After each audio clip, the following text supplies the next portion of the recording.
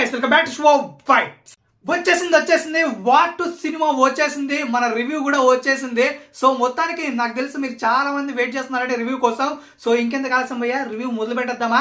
ఒక్క ముక్కల సినిమా గురించి చెప్తాను భయ్యా. వాట్ సినిమా గురించి first half blockbuster, second half average. Yes, this is the genuine review భయ్యా, హానెస్ట్ గా చెప్తున్నాను అనమాట చూసిన తర్వాత. బట్ ఫస్ట్ హాఫ్ ఎందుకు బ్లాక్ బాస్టర్ అయింది, సెకండ్ హాఫ్ ఎందుకు యావరేజ్ గా ఉంది, అండ్ అది కూడా చెప్పబోతున్నా. బట్ మొత్తానికైతే సినిమా ఒక్క ముక్కలో చెప్పాలంటే సూపర్ డూపర్ హిట్, అందులో ఎటువంటి సందేహం లేదు. మెయిన్ గా ఎన్టీఆర్ ఫ్యాన్స్ కి పెద్ద ఫీస్ట్ భయ్యా.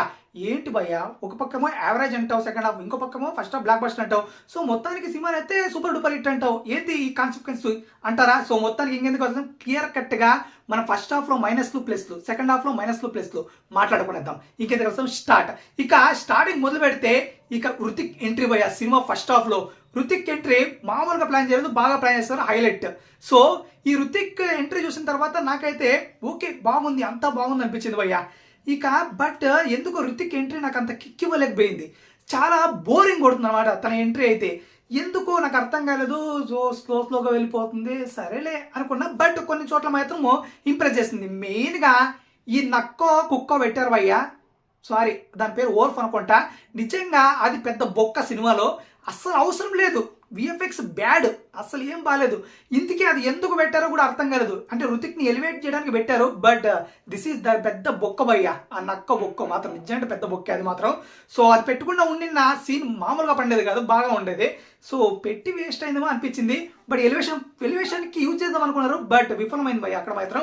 But Hrithik entry and Hrithik physique అంత మార్వలైజ్గా ఉన్నాయి. హృతిక్ ఎంట్రీతో బాగా సినిమా కొంచెం హైప్ వచ్చింది. నెక్స్ట్ ఇక ఎన్టీఆర్ ఎంట్రీ ఎప్పుడురా అని ఆసక్తికరంగా ఎదురు చూస్తుంటే ఎన్టీఆర్ ఎంట్రీ 20 నిమిషాల తర్వాత మొదలవుతుంది భయ్యా. నిజంగా ర్యాంప్, నాకు తెలిసినంత వరకు ఒకే ముక్క చెప్తున్నా, ఊసర్ వెళ్ళి తర్వాత the best introduction scene NTR కి తన కెరియర్ లో వార్ 2 పక్కా అన్డౌటెడ్లీ చెప్తున్నాను. ఊసర్ వెళ్ళి ది బెస్ట్ ఇంతవరకు కూడా టిల్ డేట్. బట్ ఈ ఊసర్ వెళ్ళి దాటిందని నేను చెప్పాను, కానీ ఊసర్ వెళ్ళి మాత్రం ఖచ్చితంగా మ్యాచ్ చేసేంత సత్తా వార్ 2 ఎన్టీఆర్ ఇంట్రడక్షన్కి ఉంది.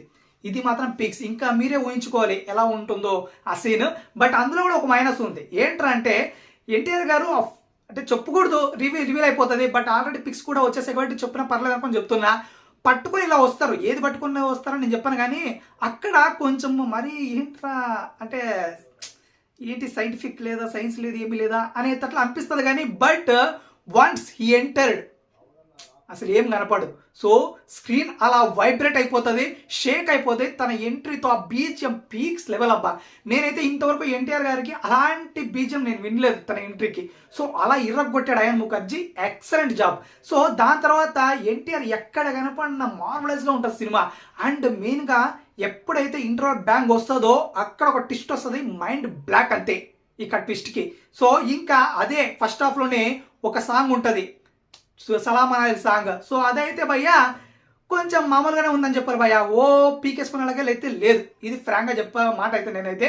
ఎందుకంటే మనకి ప్రోమోలు ఏదైతే చూపిస్తారో అవే స్టెప్సే మామూలుగా ఉన్నాయి అంతే, ఇంకా కొత్త స్టెప్స్ అయితే లేవు. బట్ ఇద్దరు చేస్తున్నంతసేపు కనుల పండుగగా ఉంటుంది.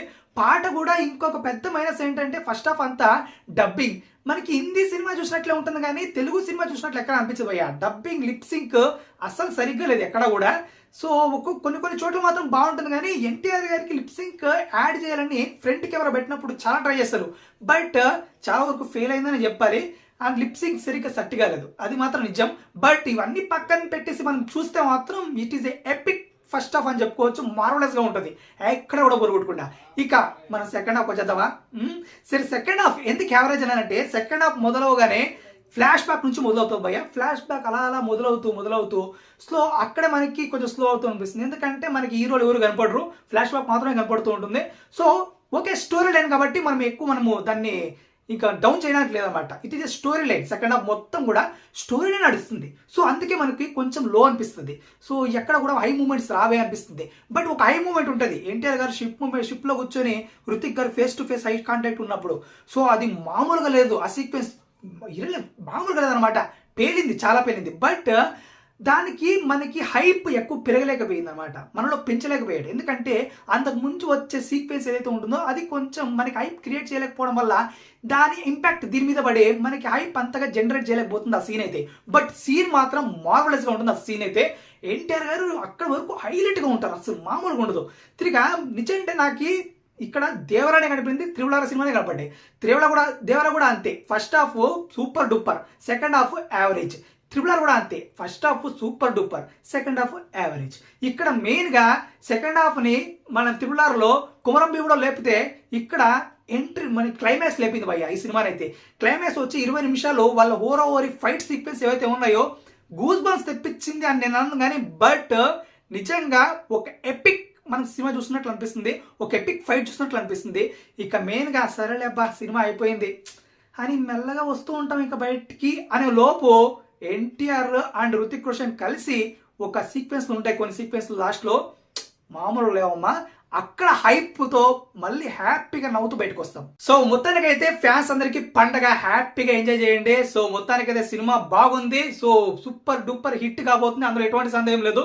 ఇంకా నెక్స్ట్ కూలీ రివ్యూ కూడా రాబోతుంది, కూలీ ఎలా ఉంటుందో చూద్దాం. అండ్ మొత్తానికి వార్ 2 ఈ వార్లో ఫస్ట్ మెట్ ఎక్కింది. సో ఇంకా కూలీ డిసైడ్ చేస్తుంది ఎవరు వార్ ఈజ్ వన్ సైడ్ అని. సో మొత్తానికి మీకు ఎలా అనిపించింది సినిమా? చూసిన వాళ్ళు ఎవరైనా ఉంటే తప్పకుండా మన కాంట్రోల్లో తెలియజేయండి. ఇంకెంత కలిసి బుక్ చేసుకోండి టికెట్లు అందరూ. సో ఇంకెంత కలిసి please subscribe to show vibes and keep smiling.